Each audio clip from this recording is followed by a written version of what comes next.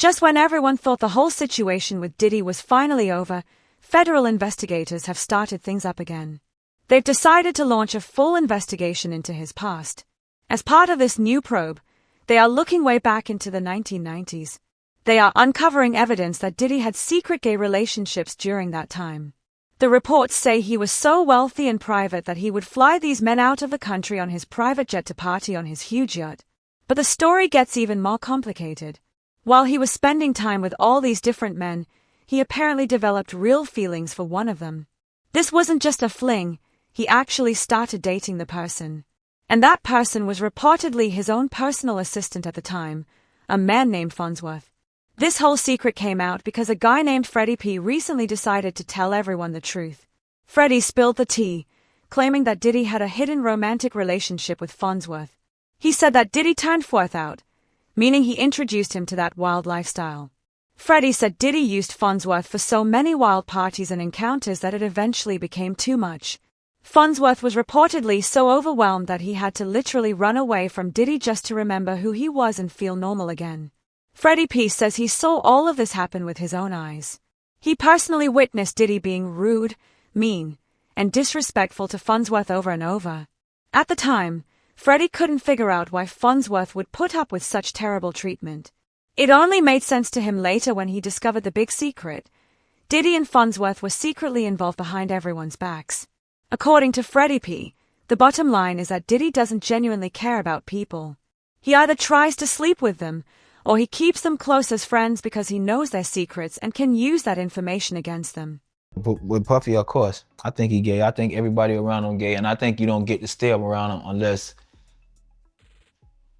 you've proven that either you're with the shit or the shit don't bother you.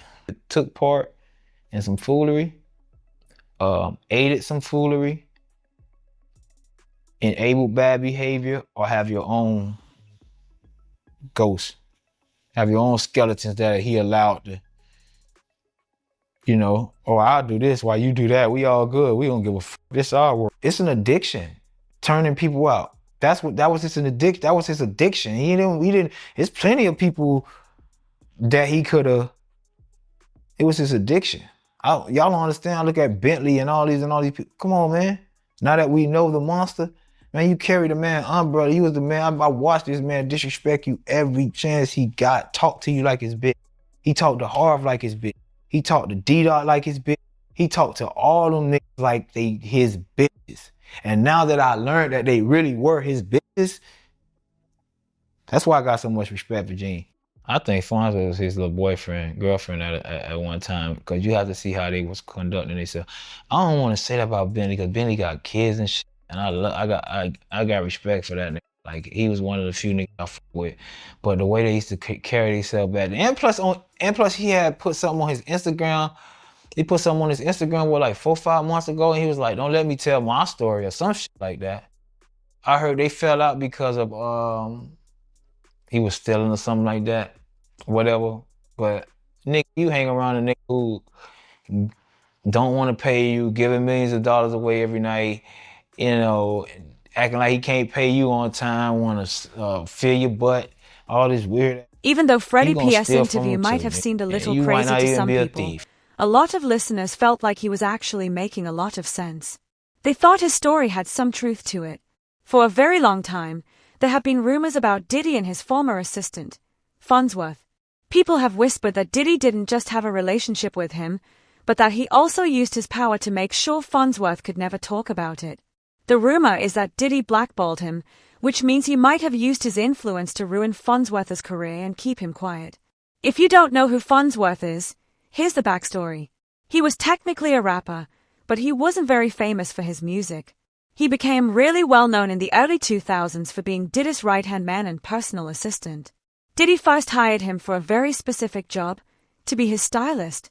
This was right after a huge, bad event, a shooting at a nightclub that involved Diddy and his then-girlfriend, Jennifer Lopez. Diddy's public image was a mess, and he desperately needed Farnsworth's help to change his style and rebrand himself. After doing a great job with that, Farnsworth's role changed. He became Diddy's full-time assistant, and the two were literally inseparable. Wherever Diddy went, Farnsworth was right there beside him as his plus one. They were together so much that it started a ton of rumors. Everyone was talking, saying that the two men had to be more than just boss and employee. One famous picture made everyone believe the rumors were true. It was a photo of Farnsworth holding a huge umbrella to shade Diddy while they were on a beach. That single picture convinced a lot of people that there was something romantic going on between them. A fun fact a lot of people don't know is that Farnsworth's nickname, Fworth, was actually given to him by Diddy and his friends. He had become such a close part of their inner circle that they felt he needed a cool nickname to officially make him one of the crew. Tony De Niro was like, yo, we gotta think of a name for you, man. And if you're gonna be his personal assistant and slash butler slash umbrella carrier, whatever you gonna do, you understand? We gotta think of a name for you.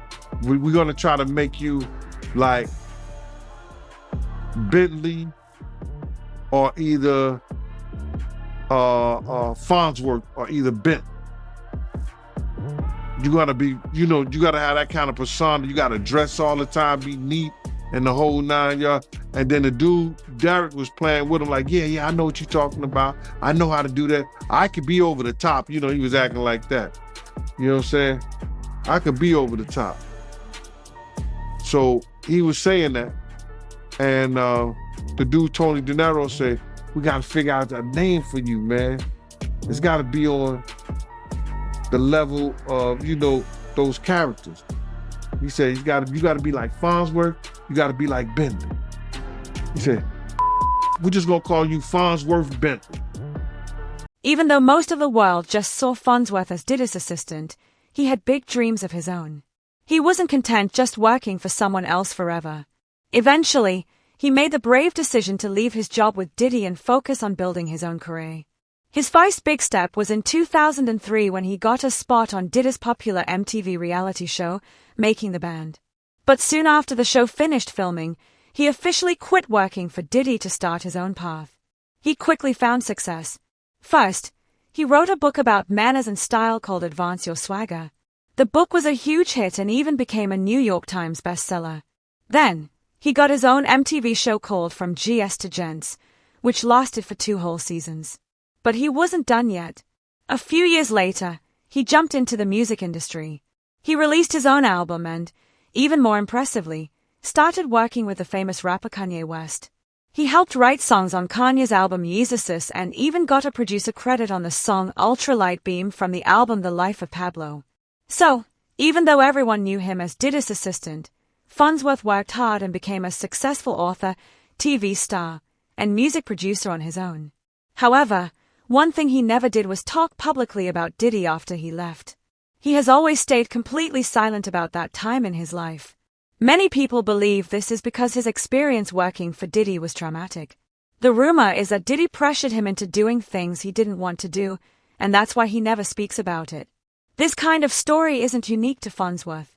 Freddie P and others have claimed that many men who get close to Diddy end up with similar rumors following them. For example, there have long been whispers about other rappers, like Meek Mill. People even pointed to a viral video of Meek Mill sitting in a pool, joking that he looked exhausted from partying at one of Diddy's famous events. The gossip was that Diddy had been keeping him up all night, and he needed to cool off in the water. This has led many to believe that the pattern of behavior Freddie P described might be true for others as well. What's up, King Son? Man, you doing it, man. You deserve it, Daddy. You putting in that work. Proud of you. I love you. Yeah. Around the same time that video of Meek Mill in the pool was everywhere online, some very serious legal trouble started for Diddy.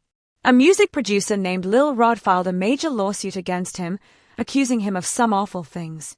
In the legal papers, Lil Rod didn't directly say the names Meek Mill or Usher, but he described them in a way that made it perfectly clear who he was talking about.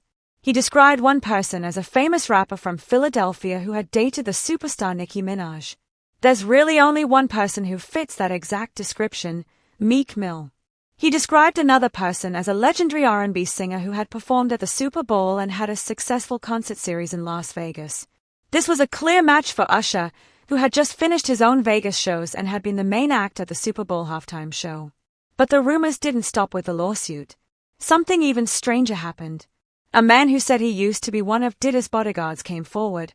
He released a secret audio recording that he claimed to have made while working at one of Diddy's famous parties.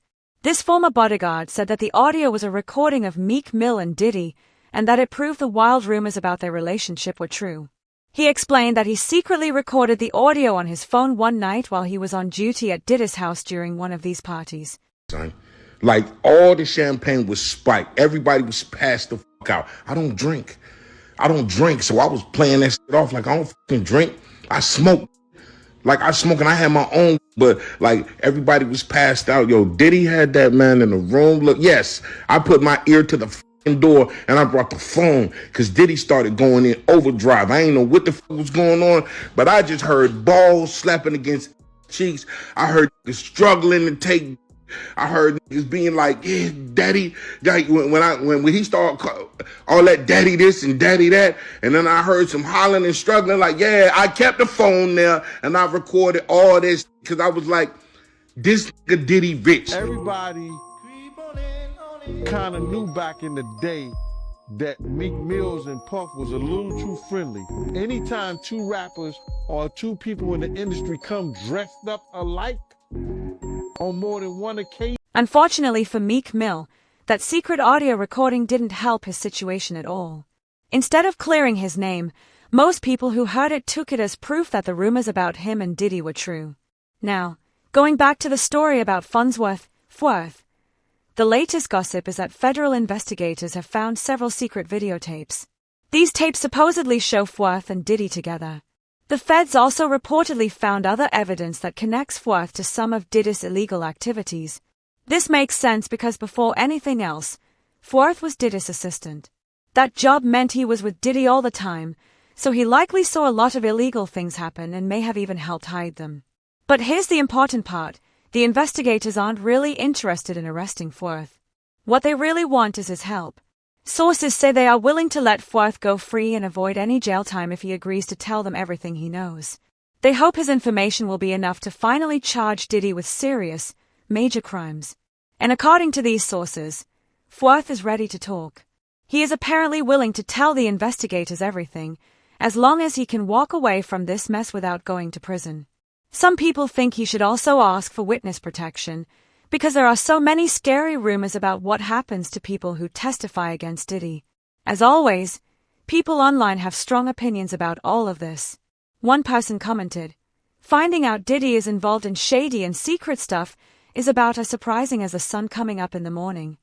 Another person said, "The feds raided Diddy's house and found very serious illegal stuff that could put him in prison for 20 years. But he didn't even get charged. It seems obvious he might be working with them as an informant." Now, what do you think? Do you believe the stories about Diddy's secret boyfriend from the 90s? And do you think Fuerth really made a deal with the feds to stay out of trouble? Let me know your thoughts in the comments below. And don't forget to watch another one of our videos by clicking here.